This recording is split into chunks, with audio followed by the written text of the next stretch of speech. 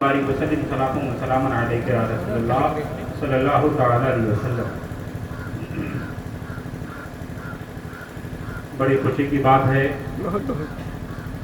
کہ ہم اور آپ عالی جناب بشیر احمد اسماعیلی صاحب کے مقام پر اسماعیلی نام کریں کہ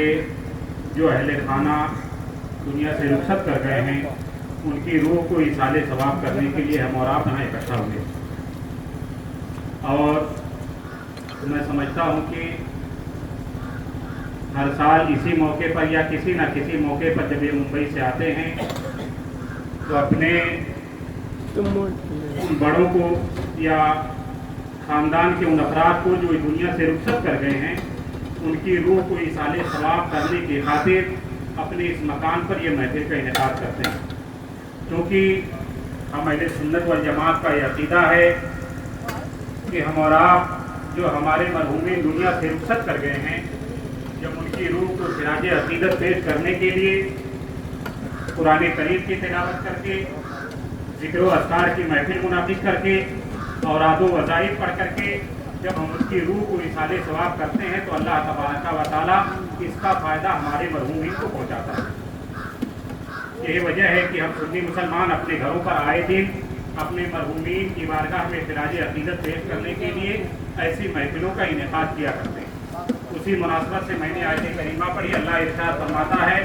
والذین جاؤوا من بعدهم یقولون ربنا اغفر لنا ولاخواننا الذین سبقونا بالایمان، اور وہ لوگ جو ان کے بعد آئے، جو ہم سے پہلے لوگ رخصت کر گئے ہیں ایمان کے ساتھ، والذین جاؤوا من بعدهم یقولون، وہ لوگ کہتے ہیں ربنا اغفر لنا، اے ہمارے رب ہماری مغفرت فرما، ولاخواننا الذین سبقونا بالایمان، اور ہمارے ان بھائیوں کی مغفرت فرما جو دنیا میں ایمان کے ساتھ آئے، جو دنیا میں آئے ایمان کے ساتھ رہے اور ایمان کے ساتھ دنیا سے رخصت ہو گئے۔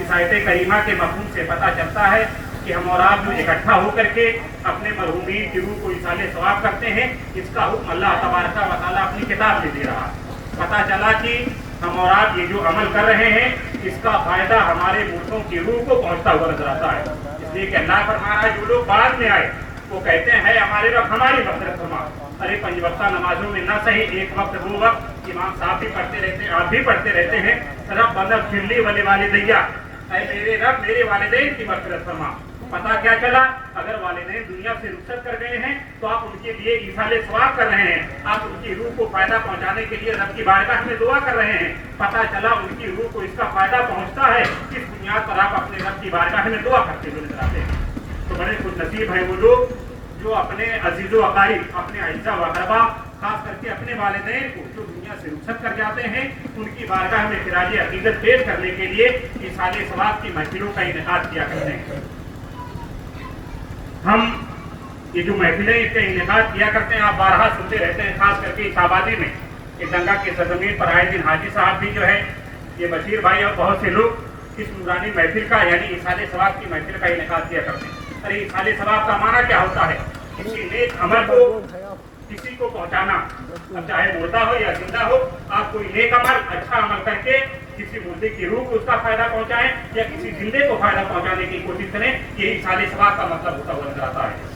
حضرت انس بن مالک رضی اللہ تعالیٰ عنہ سے حدیث پاک مروی ہے، اللہ کے مقدس رسول ارشاد فرماتے ہیں امتی امۃ مرحومۃ تدخل قبورها بذنوبها وتخرج من قبورها لا ذنوب عليها تمحص عنها باستغفار المؤمنین، اور كما قال النبی صلی اللہ تعالی علیہ وسلم۔ حضرت انس بن مالک سے ہے کہ اللہ کے مقدس رسول ارشاد فرماتے ہیں، اللہ کے مقدس رسول نے ارشاد فرمایا میری امت امت مرحومہ، میری امت یہ امت مرحومہ ہے، یہ اپنی قبروں میں گناہوں کے ساتھ داخل ہوگی، لیکن جب یہ کل میدان محشر میں اپنی قبروں سے نکلے گی تو اسی